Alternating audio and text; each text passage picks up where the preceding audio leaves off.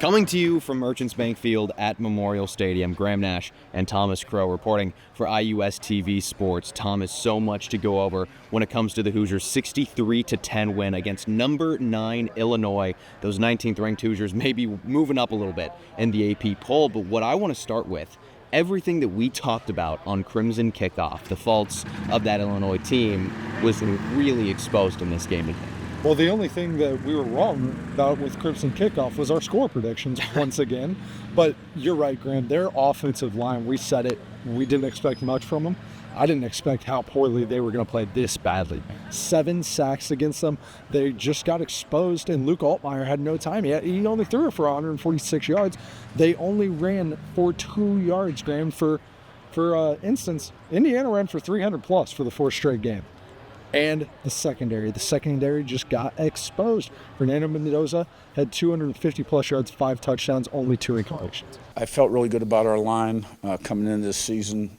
We've got some really good players there.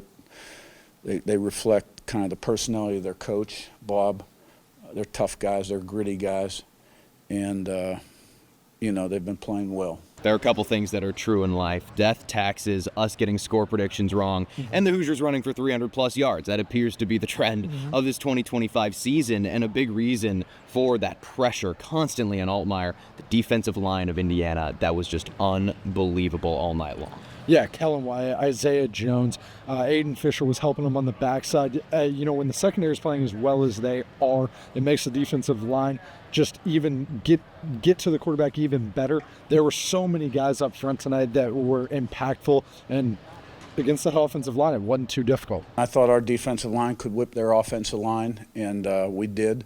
The sacks were huge. The block punt got us going, and then they couldn't stop us. They couldn't match up on the perimeter. And then, we broke their will and just pounded them. Now, the one thing that we did not predict on Crimson Kickoff, 63 points. We did not think that this offense would have that kind of a field day. The most points put up by a Big Ten team against an AP top 10 team in the history of the Big Ten Conference. Unbelievable stuff.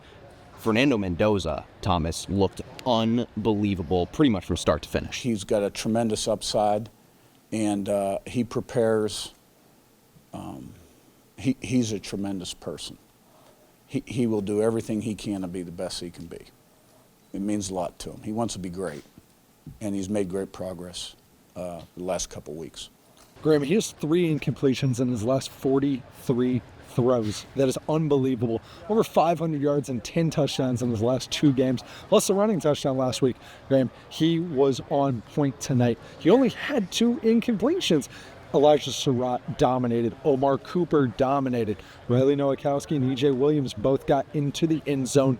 Plus, we already mentioned it, 300-plus yards on the ground. The offensive line is playing well. Coach Mike Shanahan's just having field days. That jailbreak screen to Nowakowski for the touchdown, beautiful stuff.